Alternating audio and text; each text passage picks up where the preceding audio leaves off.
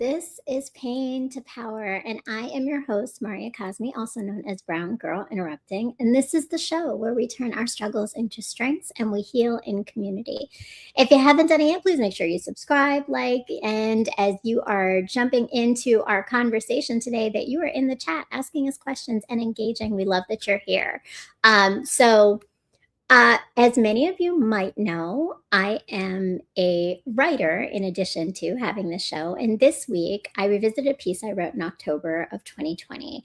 And it was at the beginning of a time in my life where everything was shifting. And just 2 years out of a damaging 17-year marriage, I was trying to find the parts of myself I had lost in this wake. And in the process, I wrote this piece called Metamorphosis. And I want to read a little excerpt of this idea of what happens to a caterpillar as it becomes a butterfly, and this idea of metamorphosis. So here's my piece. It's a little bit for you to get a taste of it and hear a little bit of what we're talking about when we're saying metamorphosis. In the chrysalis, the old body dies and dissolves in order to form a new one with wings. Eventually, a butterfly emerges that holds the soul of the caterpillar but bears no resemblance to the insect that created the temporary home. The caterpillar before and the butterfly afterward are familiar to most of us, but the extreme changes that occur in the chrysalis are unseen. The caterpillar does not change into something new. Through work and time, it becomes what it was always meant to be. And at that time, I didn't fully understand what I was becoming. But now, as I am closing out season 5 of Pain to Power, a show that didn't even exist then, and stepping into a new chapter of my work, I can see it. This season has really been about identity and return, about leaving one life and finding the courage to face yourself in the middle of becoming. And tonight is no different. Tonight, I get to sit with a filmmaker, Stokes, a creator who brings us into that in-between space through his film, Beautiful Pam, a story that holds the complexity, contradiction, and humanity of becoming. So excited to have you here, JR. I'm excited to be here. Thank you so much for having me. This is great. This is awesome, right? Great. Well, I have to say, you and I think we talked in early fall, maybe, right? Yeah. After meeting, and the first time I met you, it was such a cool experience because I was with Mr. M, who is our producer here on the iRant Network, at the Queens World Film Festival, and you had this feature film, your first feature film, Beautiful Pam.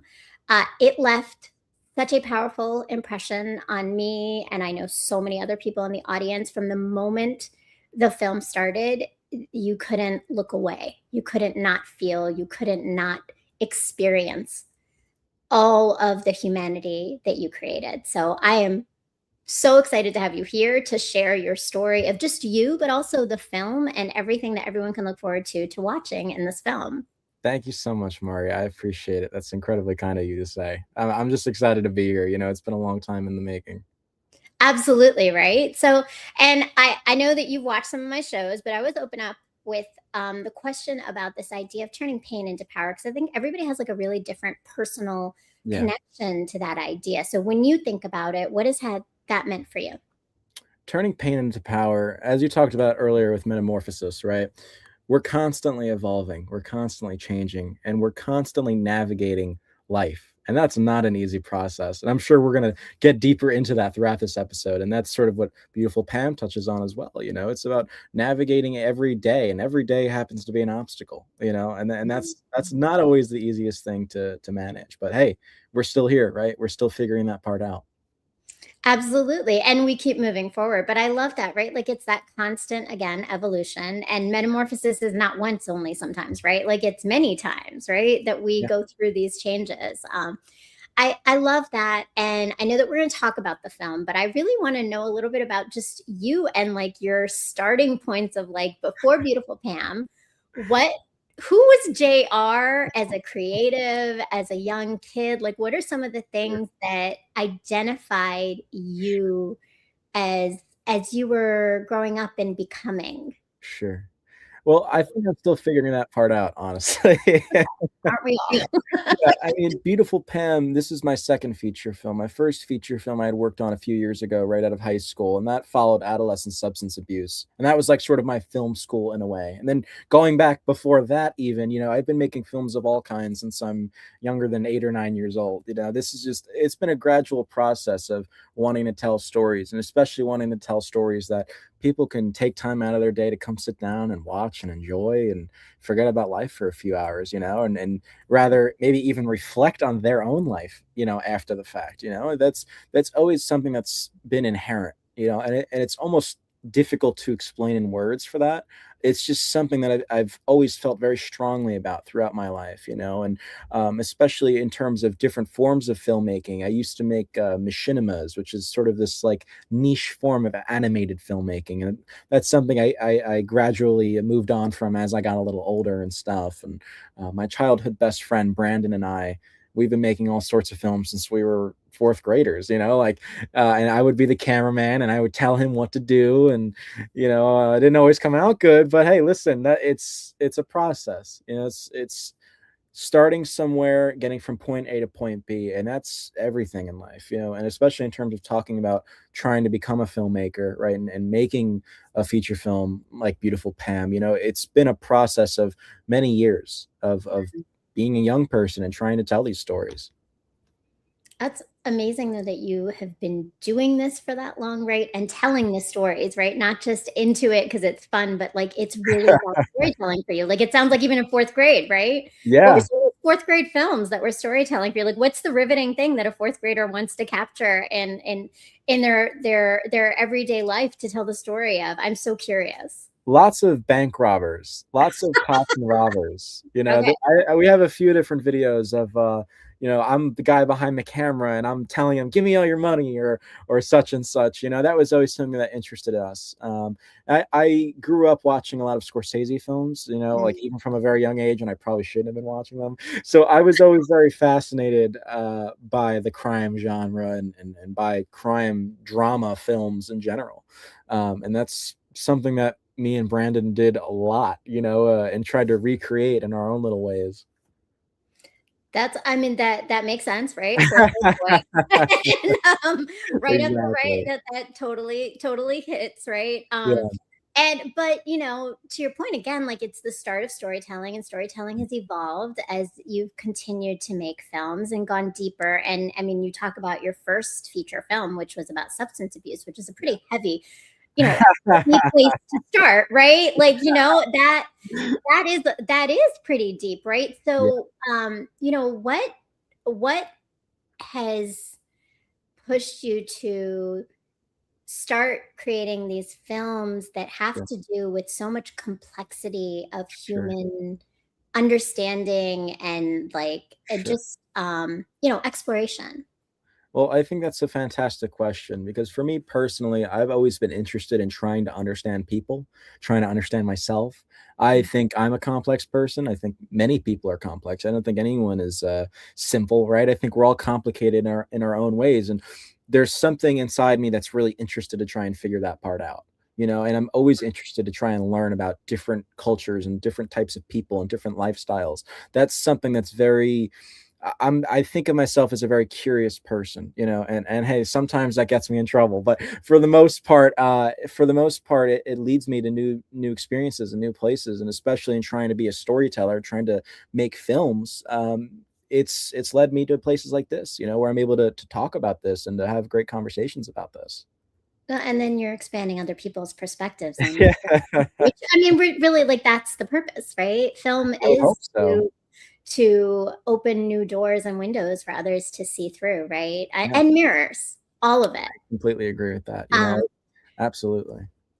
and so, I mean, okay, so I'm gonna take you a little bit out of your film space and bring you into Sure. the pain to power space, which is like JR, right? So That's yes, okay. you're a filmmaker, but you're also like you're JR, right? Sure. Like you are a man who is telling stories, but also living in your own story. So when you think about that and a lot of these film choices, did you ever see parts of yourself within characters of in terms of like belonging or just dynamics and relationships and navigating things. 120%. I mean, listen, I'll start with this. If every film was about my life, it'd be a very boring movie because my life is not that interesting. However, as you were pointing out, there are aspects of the characters that we see in these films and some of the things they express about themselves and about the world around them that I'm speaking from me. That's me writing through the character from my own perspective on life and the world, however, it's coming from a place and it's coming from people on screen who I don't lead the same lifestyle as, because again, there's always that curious aspect of, hey, how can I understand this person? How can I understand this lifestyle? And how can I get other people to see this person's lifestyle as well? So it's a mix, in my opinion. I write from a very personal place, and sometimes that could be a very dangerous thing, but however, for the most part, in trying to write from a personal place, it allows me to understand the characters even more, and therefore, I hope it comes across through the screen. I always hope that when people, especially people that I know, watch the films, number one, I hope they enjoy it. I don't ever want someone to be fucking bored out of their mind by watching the film. However, also I want people to walk away from it maybe thinking, wow, maybe I understand a little bit more about JR as a person. Maybe I understand a little bit more about the lifestyle that we see on screen. Yeah.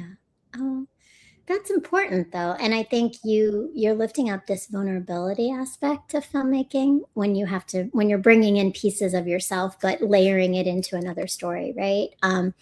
And with Beautiful Pam particularly, and there's a overarching idea of belonging. And even this show, the title I gave it, right, is who belongs, like who has that belonging for us. So again, going back to you and thinking about your journey, where and how have you navigated this idea Mhm. of belonging? Well, I think I'm still figuring that part out. I mean, I've said that a few times tonight, but there are multiple times in trying to figure out this crazy, chaotic life where I say to myself, "What am I doing?" I mean, I don't have things figured out, and I don't think I ever will. I don't think many people do have things figured out. I think along the way, I'm going to continue trying to learn about myself. Mhm. I'm going to continue making mistakes, and I'm going to continue trying to learn from those mistakes, but that's what being a person is all about, and that's what going from pain to power is, in my opinion. Absolutely, and that's pretty honest, right?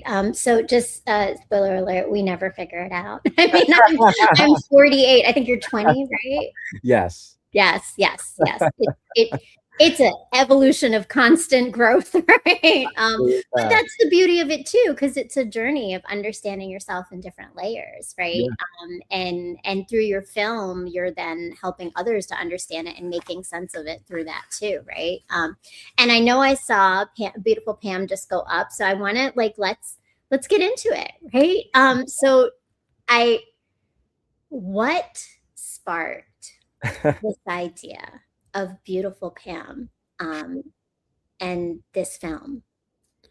I think Pam as a character, not only is Pam as a character someone that I'm very protective over, right, as an idea, because of the material at hand, but also Pam as a character on a personal level, right, talking about my personal relation to the character and what sparked this idea. I think I was really drawn to this character's isolation. I was really drawn to the way this character feels about themselves and feels about the world, right? And again, a lot of the earlier scenes in the film, we see Pam have the chance to talk about themselves and to talk about their life, and that was my opportunity to sort of journal all of that, and like my little diary, but instead of writing in an actual diary, it was the screenplay, and that was my opportunity to do that, and I sort of just built upon that, and as far as like actually coming up with the idea from my head to paper, I I don't know if I even have the words to explain this. Again, this like inherent feeling of like I need to get this out of my system.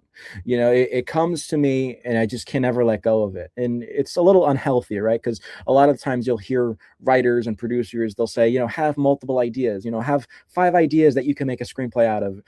For me, I get drawn to one idea and that's that. That's a wrap for the next 2 years. I can't get off that idea for the next 2 years. And Well, it's worked for you though. So, I mean, I think everybody has their own system sometimes. Yeah. I get it. I get it fully. It's, I realized, oh, I'm sorry. Go ahead. No, no worries. These things are incredibly personal to me. I mean, these ideas, these concepts, these characters, they are so incredibly personal to me that I can't move off that.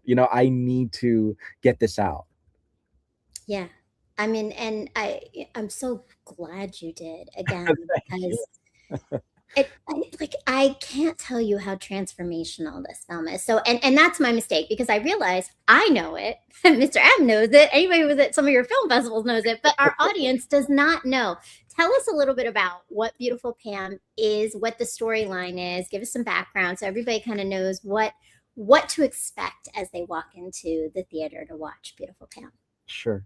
Well, Beautiful Pam follows a queer sex worker named Pam, going through this sort of existential crisis at a time in their life where they're trying to figure out how to be a person, right? They're trying to figure out how to navigate their identity and this sort of sense of belonging, especially at an older age, right, where these things get a little bit more complicated.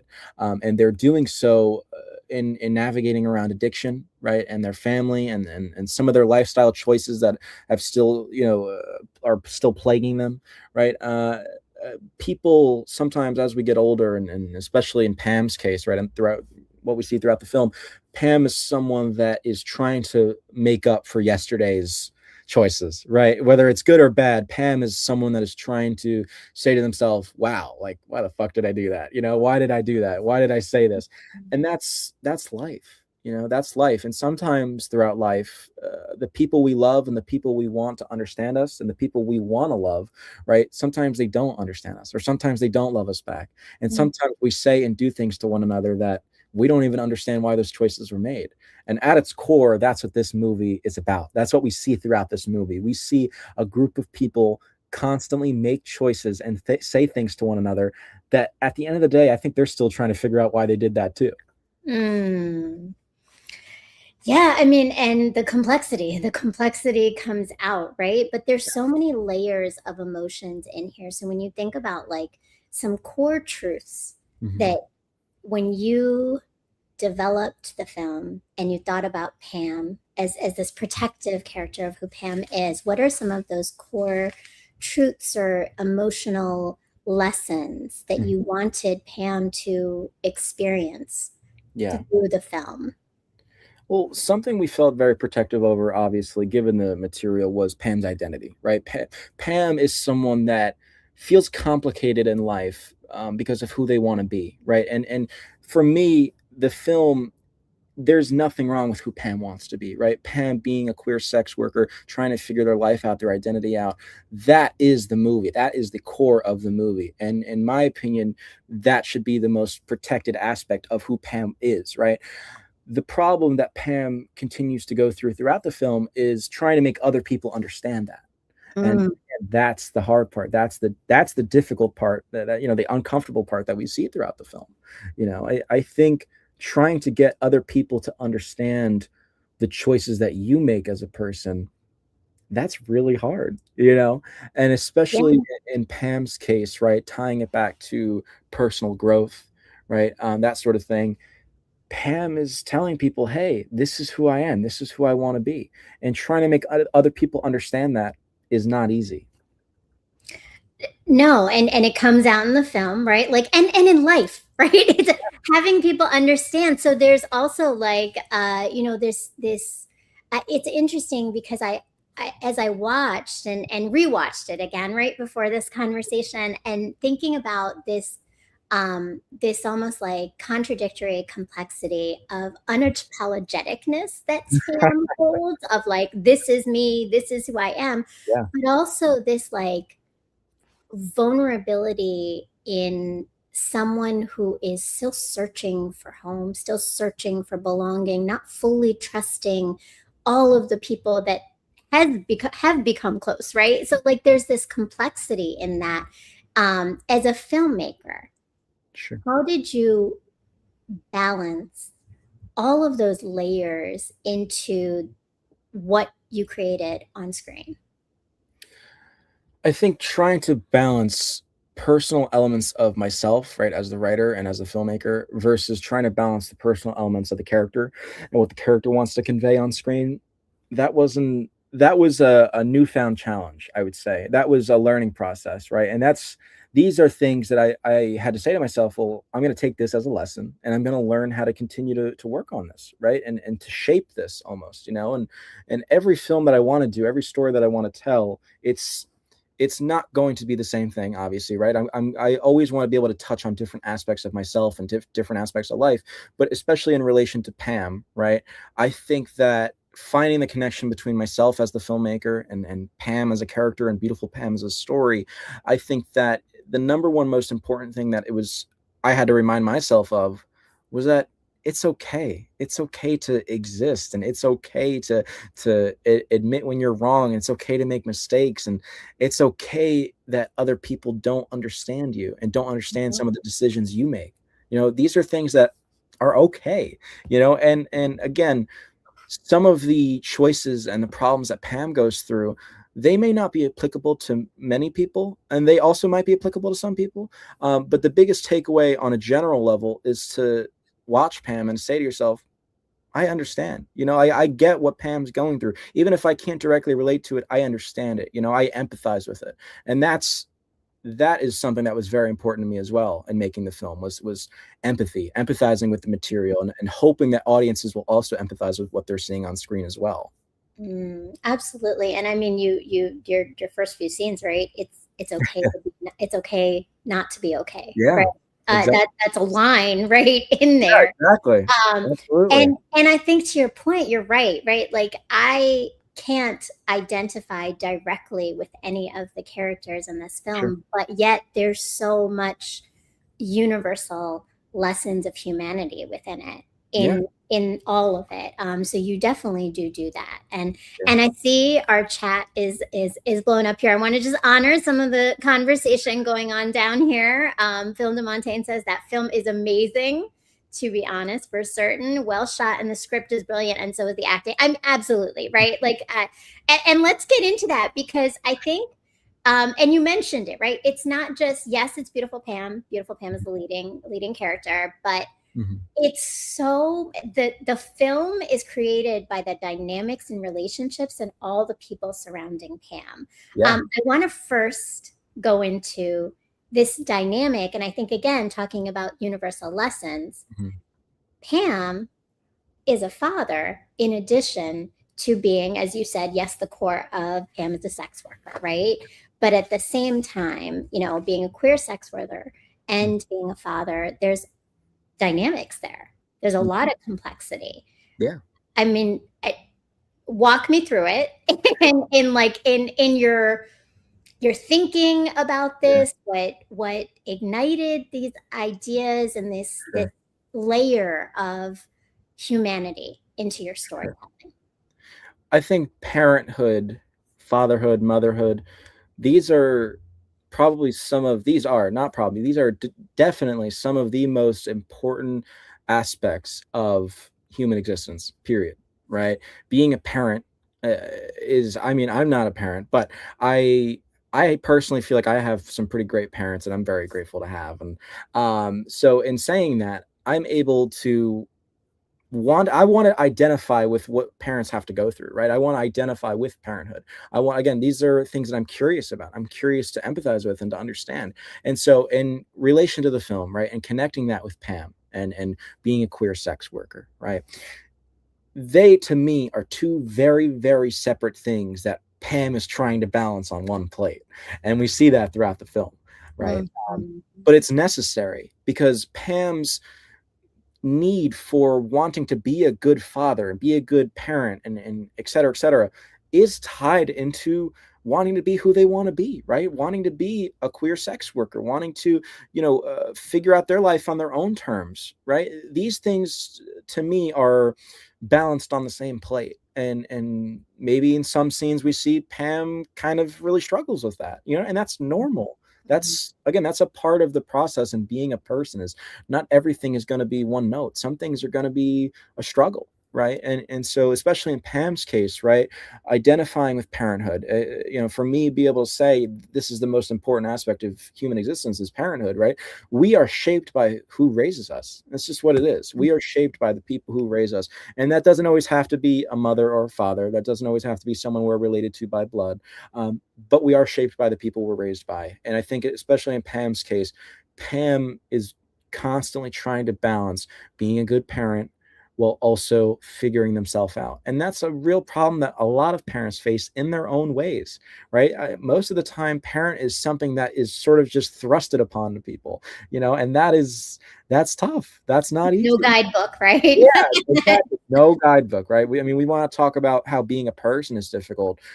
Not only is being a person difficult, but having to raise another person is also very, very difficult. And especially in Pam's case, figuring out and sort of transforming your entire life and being who you want to be while also having to navigate someone else, in their life, that's tough. And obviously we see that in the film. Oh, absolutely, right? I think that, again, it's one of those universal lessons Yeah. of wanting to be honest and true to the who you are, who you really are, not who others want you to be. But at the same time, you have to consider others and their emotions and feelings and their experiences, and that balance as a parent of what that looks like. And sometimes as a child, right? What that looks Yeah, like. absolutely. So that dynamic was really powerful, I think. And again, the other thing that I would love to hear you speak about, because I think even when we were at the Queens World Film Festival, you might have spoken about this a little bit, was it's the supporting characters, right? Tell me about your vision behind the relationships in whom Pam surrounds themselves with. Well, I'll start by saying this.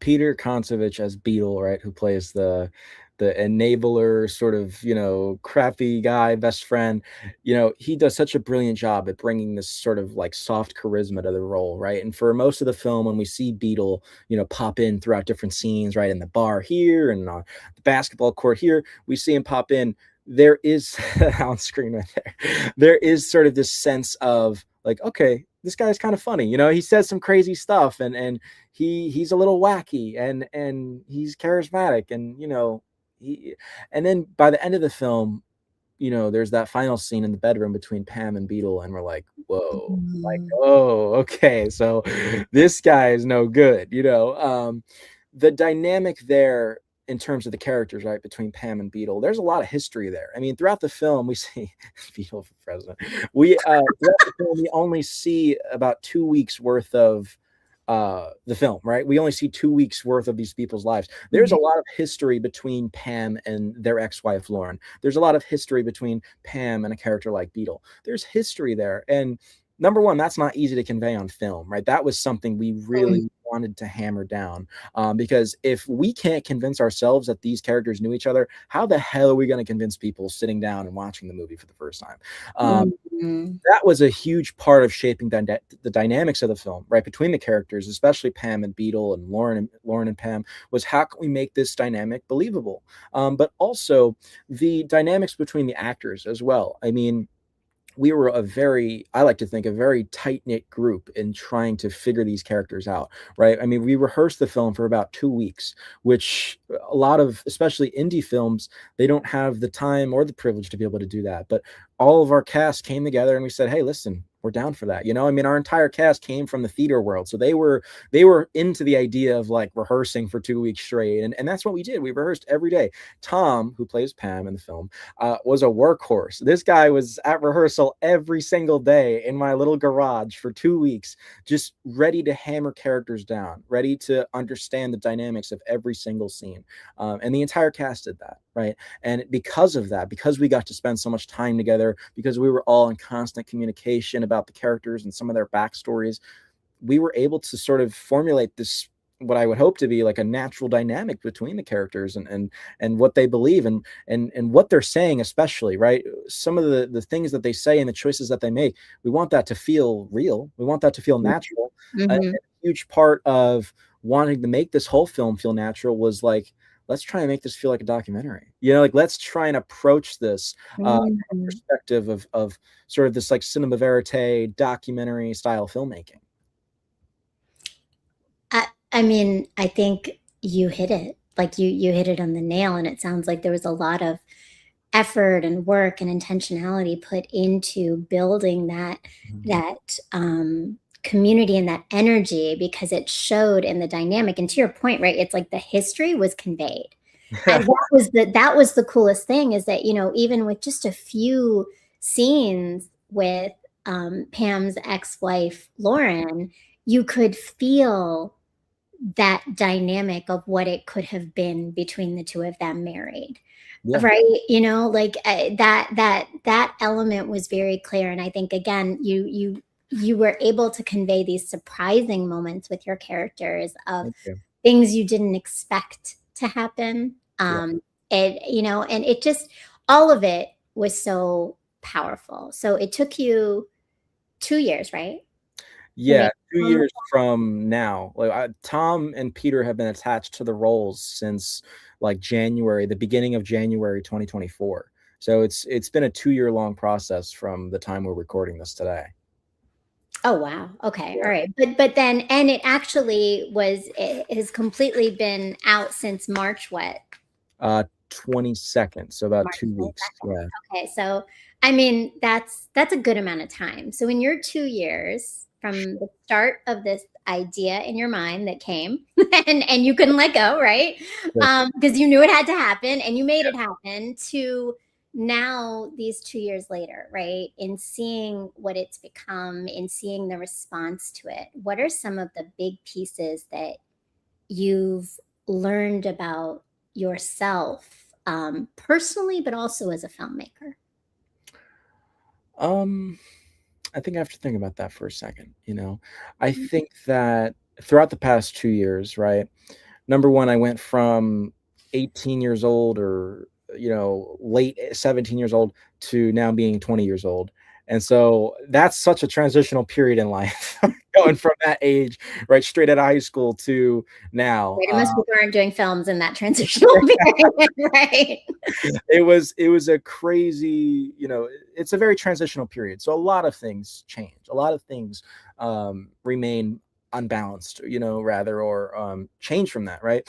I Mhm. think for me, a big part of going from the very beginning of Pam to where we're at now is I think I have a better grasp personally, on a personal level, for myself. I think I have a better grasp on conveying what I'd like to convey through the stories, through the characters, however, with the tools of different people involved, if that makes sense, right? I feel that from when I first made the film, or when I first thought of the film and I attached these actors to the roles, to now, I've been able to really grow close with the people that worked on the film, right? And now I sort of feel this sense of like confidence and connection to these people, where I'm saying to myself, I want to let them in more on this process. I want to be able to, like, I have that ability now. I have that privilege now. It's not something I had before, right?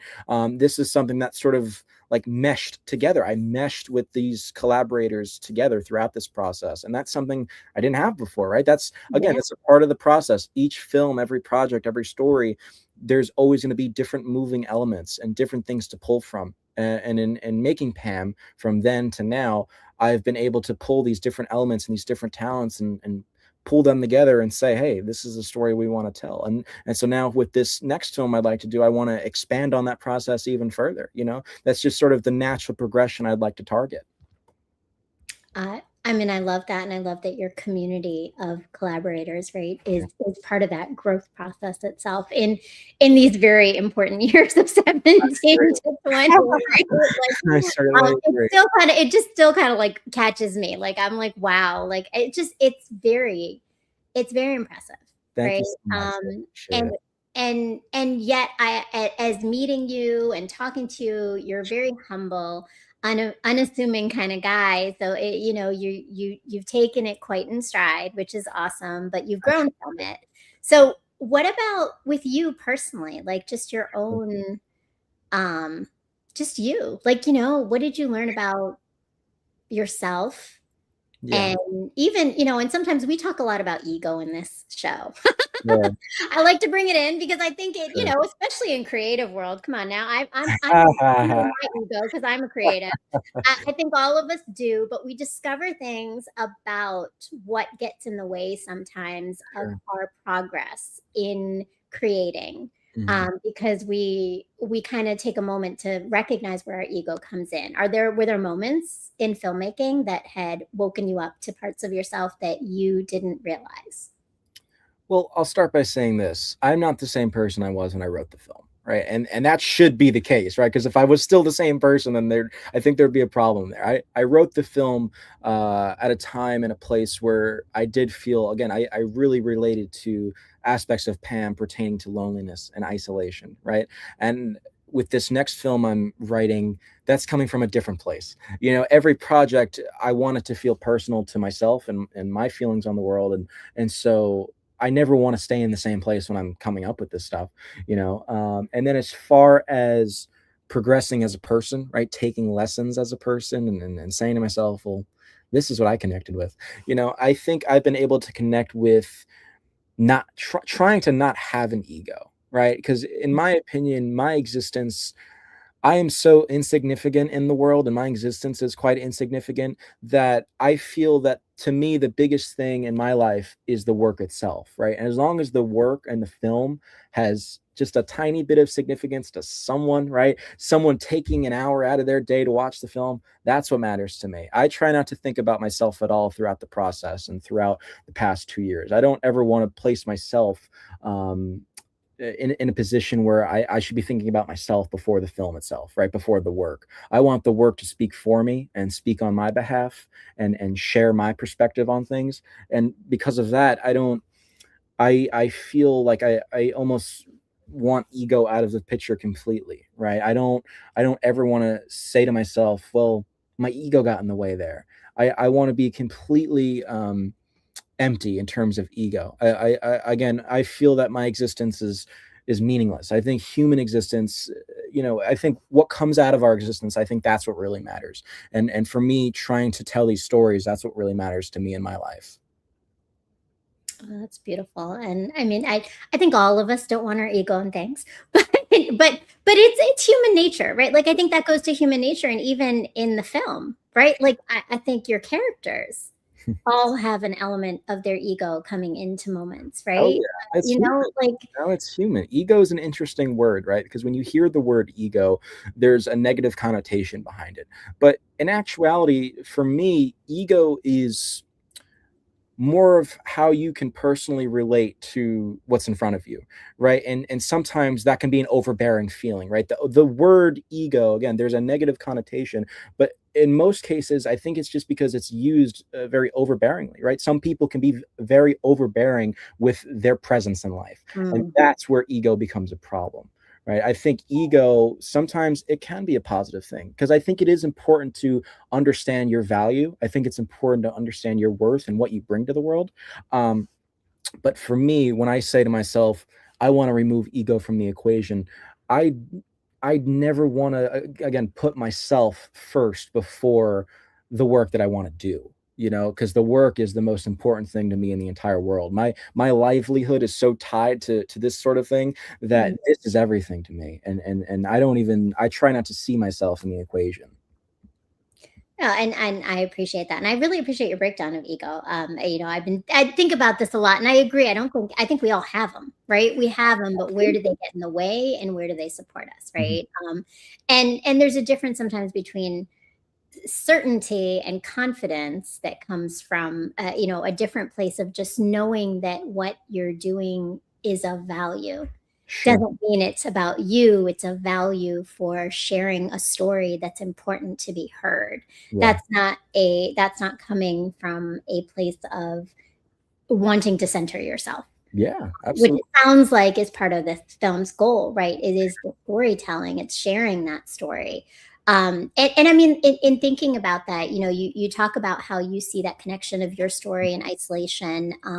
But again, Pam's story itself is so different from yours. Was there research that you had to do in understanding this? Like, and how did that process as a filmmaker happen for you to create the characters in all of the layers and realness that they all exist in? Sure. Well, I have to give a lot of credit to Tom in this case as well, because Tom and I, not only did we have a lot of conversations every single day for hours on end, we were sending each other 20-minute long voice messages talking about the character, right? And Pam and the characters around Pam. But Tom, especially playing Pam, right? And working around sensitive material, right? Material that does matter in this case. We did do our research in talking to people from these communities, right? Talking to sex workers, talking to queer people, right? These are things that really matter to us, and trying to figure it out and trying to get it right almost, you know? And some people, based on their perspective, are going to have different opinions on the material, right? And that's okay. But at the end of the day, for Tom and myself, it was a really important, sensitive thing for us to try and get right. And especially in talking about being protective of someone like Pam, right? Being protective of the material and Pam's lifestyle. These were things that were extremely important to us to try and get right, right? And to try and understand and to try and research, try and talk to people, try and communicate with people. Even as far as, you know, a lot of secondhand research as well, and going to on like online forums and chat rooms and talking to people on there, you know, trying to find perspectives of people from different places all over the world. That was something that I like to think we researched pretty intensely. Wow. I mean, and you would have to, because to your point, it is Absolutely. sensitive material, right? It is sensitive material, and I think how it lands, whom it lands on, right? And so to that point, and Film de Montaigne says that was good. Absolutely, right? That was very intentional, very thoughtful, very, aware of the impact and the potential of what it could do if it wasn't done Sure. with care, right? To Absolutely. that point, I'm curious about your audience that has watched the film. So I know Queen's World was the first time it was actually shown was at Queen's World, or was it shown prior to that?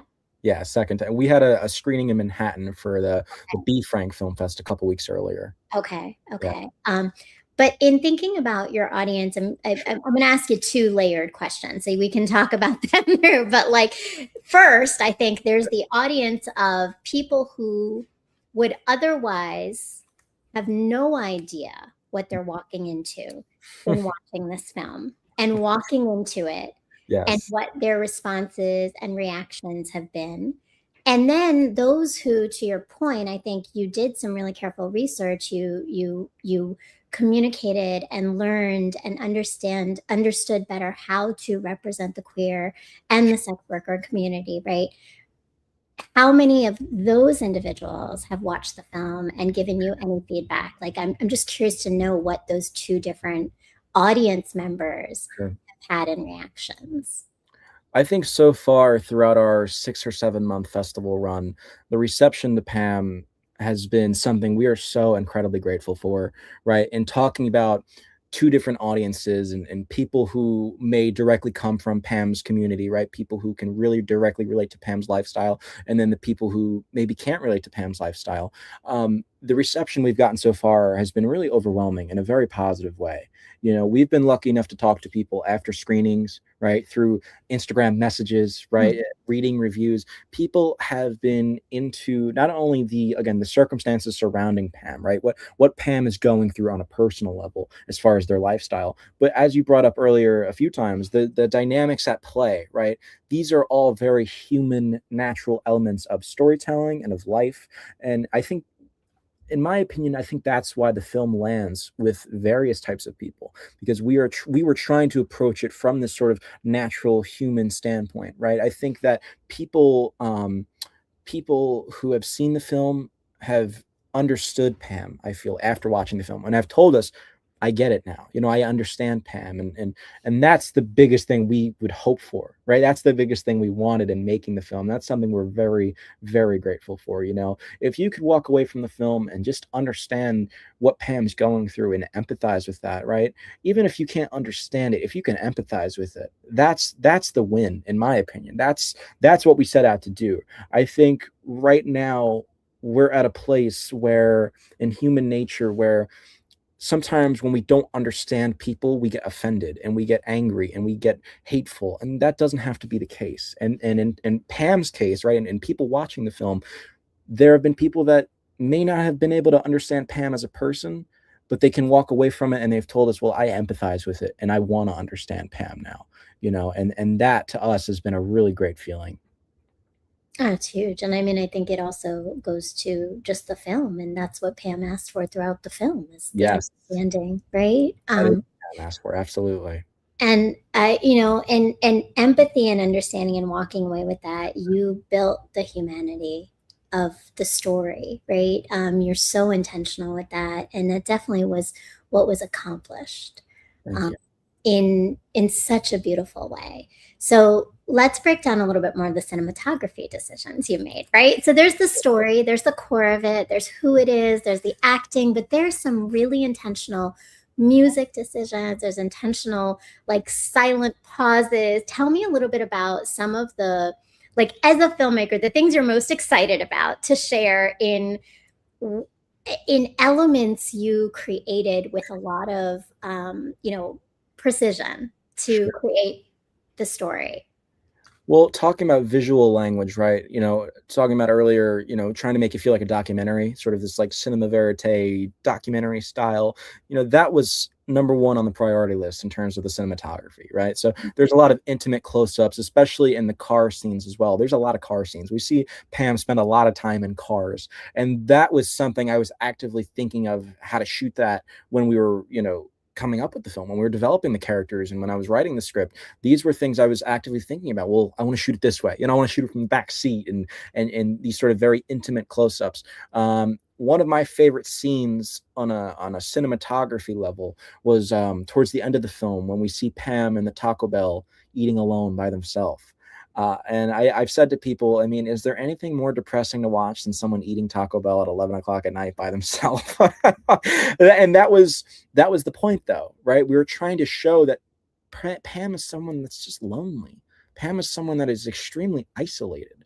And that was one of my favorite scenes to shoot because in the wide shots throughout that scene, we have a couple close-ups of Pam actually eating, but in the wide shots, I tried to frame it in a way where they're on screen right there. I tried to frame it in a way where we see a lot of empty tables, right? And we have all these empty seats around Pam, and it's just Pam in the corner right there. And that's that, and that's just Pam. That to me is that shot right there is the whole movie, in my opinion. Mm. Pam is alone in a room where people can observe and people can watch and people trying to figure this person out. But nobody really does throughout the course of the film, and that's just how it is, and that's what we see Pam go through. And Pam is stuck fighting this fight by themselves, and that sucks. That it sucks, and it's tragic almost. It's very tough to watch. It's uncomfortable, and that was something we wanted to really try and convey throughout the cinematography.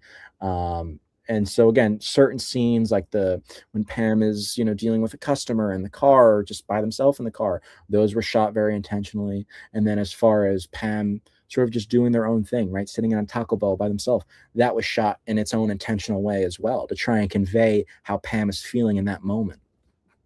Mm. But really, really powerfully done because to your Thank point, you. right? Just even looking at just that one still shot, you Mhm. can see it, that the energy Yeah. of, what's happening and how Pam is experiencing that moment, right? Comes out. And yeah, those car scenes are powerful, right? Because they have so many different layers to them, each one. And they reveal different things about Pam throughout the story Yeah. for certain. I love that, and I love that you delved a little bit into the film part of it and cinematography because my listeners here, they're not all like they're That's not okay. all theater, they're not all filmmakers, but we're always curious to understand and know the inside story, right, of how art is created, Mhm. because art is so personal. I And agree with that. Absolutely. and we always want people to walk away with something, right? Oh yeah. Oh yeah, absolutely. I mean, hey, that's the beautiful thing about art, right? I've said this many times throughout the past couple months is that the reason I think we as humans are so attracted to movies and performance and music and all sorts of art is that we're able to interpret that and have our own interpretation of that. You know, we're able to walk away from these things and find a way to relate to that, right? And I don't understand the psychology behind why humans react to art the way we do. I don't know if I could put that in words here, but what I will say is that's the beautiful thing about art in itself, right? And movies and music. These are things that we are just so naturally drawn to and wanting to relate to and wanting to interpret. It is, in my opinion, one of the most beautiful aspects of being a person, right? Is sitting down, watching a movie and saying, wow, I love that movie. You know, this is what I related to about that movie. What a great performance. What a great song. These are incredibly beautiful aspects of being a human, Mhm. and especially in relation to beautiful Pam, right? And what we see at the end of the film, right? And people have come up to us and have said, you know, well, I think this happens to Pam, or I think that happens to Pam, you know? Mhm. And throughout the film, people have said, you know, well, I thought this scene represented this. These are all really beautiful, wonderful things that really, really mean so much. Is there any particular ones where someone interpreted it in a way where you had an aha of like, oh, I didn't even think about that? Um, Someone said that after the end of the movie that maybe Pam just goes to sit down, maybe they go to a bagel store and get a sandwich, and I said, "I don't know about that." I don't know about all that, you know? I mean, maybe if that's the way you interpreted it, you know? I mean, I think for me, I never wanna be too specific when people ask me about, like, "Well, what happens to Pam at the end of the film, and Right. what does this scene mean?" And I never wanna be unspecific because of you know, like a defense mechanism, right? It's more so I take away a completely different interpretation from the film, having wrote it, having made it, and I don't ever want to like muddy someone else's interpretation, right? I want someone else's interpretation to be able to um, relate to their own life, you know, in a way, and that's something that's really important to me as a filmmaker. So I never want my lousy opinions to reflect on what someone else might think of the film and the material. But honestly, the people that have had conversations with us and have talked about the characters and the end of the film and such, it's been really wonderful. It's just great. It's great being able to hear people, you know, again, take time out of their day to watch something you made and then have an interpretation of it, you know, and say, well, I thought about this. And to me, in my head, I'm like, wow, you thought about the characters even after watching the film, you know, like you thought about this. That's the win in my book. Absolutely. I mean, that means it's lingering, right? You've made an Yeah. impact. Pam's made an impact. The characters have made an Yeah. impact. The Exactly. cinematography, right? Like all of it stays with you, Mhm. because it is really intentionally done. And to that point, everybody, please go watch it. So where do we watch it? You can find it on YouTube, on my YouTube channel for free at Sid Cinematics on YouTube. Sid Cinematics on YouTube. Beautiful Pam. Check it out. It's only 63 minutes. It's a feature film. I hope you like it. It's beautifully done. And how do we follow you? You could subscribe to my YouTube channel, again, Sid Cinematics, or on Instagram as well, Sid Cinematics. I post a lot on Instagram. I'm always on there. So if you want to support me in my work, please go check it out. Also, the film is available for review on Letterboxd if anybody uses the movie review app. So you can check it out on there as well. And make sure you leave a comment, you share with someone else. You know, we those YouTube. I mean, speaking of which, please leave a comment down here. Yes, Right, like absolutely. YouTube and the algorithm loves some conversation Yeah. about what we're putting out there. So if it's about the show, please leave it down here. If it's about JR and the film Beautiful Pam, go to his YouTube channel, which is all underneath here too in the description. You'll see it there. You can follow him on Instagram as well at Sid Cinematics. Make sure that you are. I love it. You are always posting, and I'm sure there's more you're going to be talking about and sharing. And thank you so much. Okay, as we close out, Pain to Power, I always come back to healing. Mhm. How has the film healed you? You know, I don't know if it has. No, that's a joke.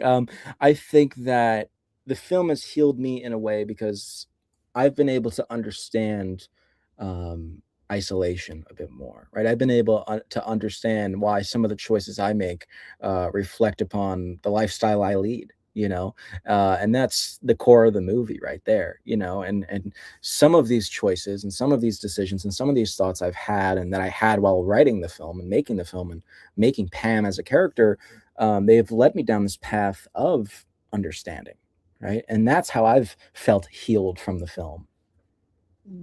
That's a beautiful thing. Thank That's you. a beautiful thing, right? And so much connected to why you created it, right? Like, so I love that full circle for you, to understand isolation better, to understand your own decisions, which is life, right? We're constantly evolving and understanding that. Thank you so much, JR. Like, this has been such an amazing conversation. I appreciate what you put out in the world. I cannot wait to see what you're putting out next. Do you give us any spoilers of what it is? And I see Film de Montaigne says, indeed, great chat, and we have great conversation. Thank you so much for everybody who's tuning in. And if you haven't done it yet, like, subscribe, leave a comment, please. I am Brown Girl Interrupting. All of the stories that I am telling you about are the idea of turning our pain into power. So we have JR tonight, but please go back and watch season 5 of all of the shows and all the past seasons as well, because this is what this is. These are the stories that we tell. And to your point, I think there is something called oxytocin, which is a chemical, that is released when we hear and connect with others through storytelling. Movies do that. Music does that. My show might do that. Absolutely, 100%. This is a fantastic show. I'm so grateful to be here and to be able to have had this conversation with you. This has been really wonderful. This is probably one of my favorite interviews I've done over the past few months promoting the film. So thank you so much for giving us the platform to talk about the film. It really means a lot. I thought this has been a really meaningful conversation.